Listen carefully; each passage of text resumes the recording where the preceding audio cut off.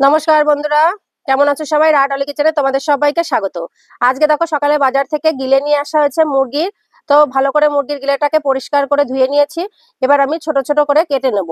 তার জন্য দেখো আমি বটি নিয়ে বসে গেছি, আর এখানে আর একটা পাত্র আছে। তো এই গিলেগুলো দেখো এখনো পিস করা হয়নি। তো এবার আমি এইগুলোকে একটু ছোট ছোট করে পিস করে নেব। দেখো একটা গিলেকে আমি এরকম করে 4 টুকরো করে নেব, এরকম করে নেব। আজকে এই গিলেগুলোকে রান্না করা হবে। দেখো বন্ধুরা, আমি এখানে গিলেগুলো ভালো করে পরিষ্কার করে ধুয়ে নিয়ে এসেছি। আর এখানে দেখো সব রেডি করে নিয়েছি। এইখানে দেখো পেঁয়াজ টমেটো কেটে নিয়েছি, আদা রসুন পেস্ট করে নিয়েছি। এখানে কিছু গুঁড়ো মশলা নিয়েছি, জিরের গুঁড়ো, ধনের গুঁড়ো আর লঙ্কার গুঁড়ো। আর এখানে সর্ষের তেল নিয়েছি, সর্ষের তেল দিয়ে রান্নাটা করব। আর এখানে জিরে নিয়েছি। আর দেখো আমি এইখানে আজকে কাঠের উনুনেই রান্নাটা করব। তো আমি কড়াইটা বসিয়ে দিয়েছি। আর দেখো আমার উনুনটা কত সুন্দর জাল হচ্ছে। তো এবার আমি কড়াইটাকে ভালো করে গরম করে নিয়েছি। এবার আমি এর মধ্যে দিয়ে দেবো সর্ষের তেল। তেলটা ভালো করে গরম হয়ে গেছে। এবার আমি এর মধ্যে দিয়ে দেব কিছু জিরে। আমি খুব অল্প মশলাই রান্নাটা করব, বেশি মশলা দেব না। এবার আমি জিরেটাকে ভালো করে একটু ভেজে নেব। আর কাঠের উনুনে রান্না করলে তো বন্ধুরা খেতে খুবই ভালো লাগে, আমরা সবাই জানি।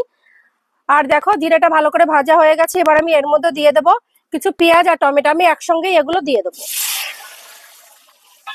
দিয়ে ভালো করে একটু আমি ভেজে নেব।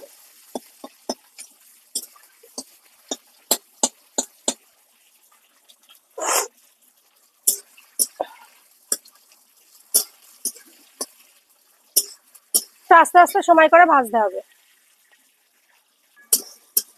তো দেখো বন্ধুরা, আমি টমেটো আর পেঁয়াজটাকে ভালো করে ভেজে নিয়েছি। আমি এবার এর মধ্যে দিয়ে দেবো আদা রসুন পেস্ট। আদা রসুন পেস্ট আমি এর মধ্যে 1.5 চামচ দিয়ে দিলাম। দিয়ে ভালো করে আমি এই পেঁয়াজের রসুনের সঙ্গে কষিয়ে নেব। আর এর মধ্যেই আমি এই গুঁড়ো মশলা নিয়েছি, এই গুঁড়ো মশলাটাও দিয়ে দেবো। দিয়ে দেবো সামান্য একটুখানি জল, তাহলে আমার মশলাটা লেগে যাবে না, পুড়েও যাবে না। আর মশলাটা পুড়ে গেলে খেতে ভালো লাগবে না।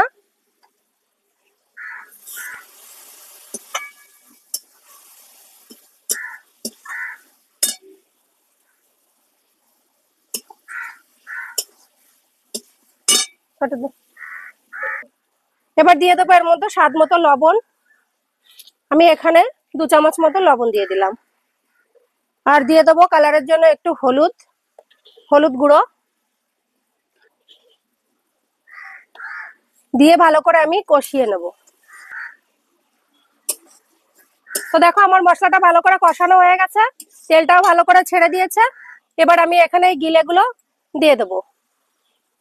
এই গিলেটা রান্নাটা খেতে খুবই ভালো লাগে, একবার বাড়িতে অবশ্যই ট্রাই করে দেখবে।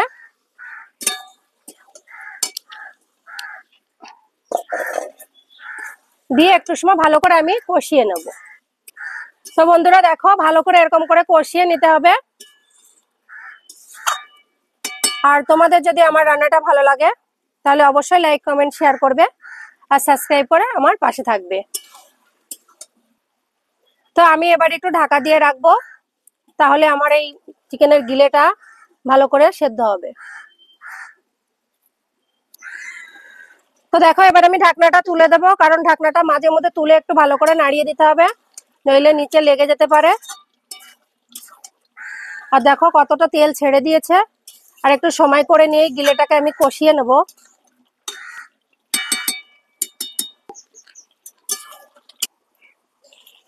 এবার আমি ঢাকনাটাকে তুলে দেব, তুলে একটু ভালো করে না ঢেকে আমি একটু সময় ধরে কষিয়ে নেব।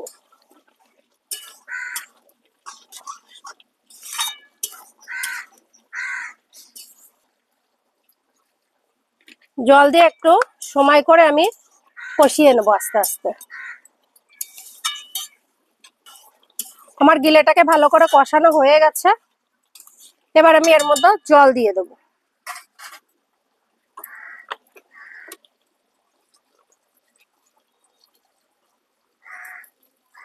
একটু বেশি করে জলটা দিতে হবে, কারণ গিলেতে একটু বেশি করে জালটা লাগে।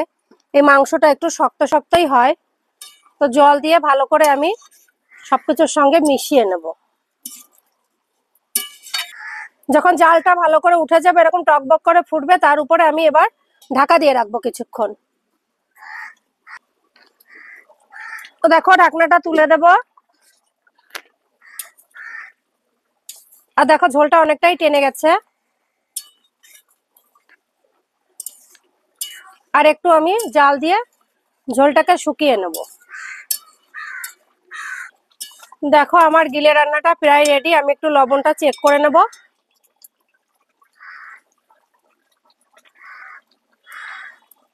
লবণটা পুরো ঠিক আছে। এবার আমি এর মধ্যে দিয়ে দেবো একটু গরম মশলার গুঁড়ো,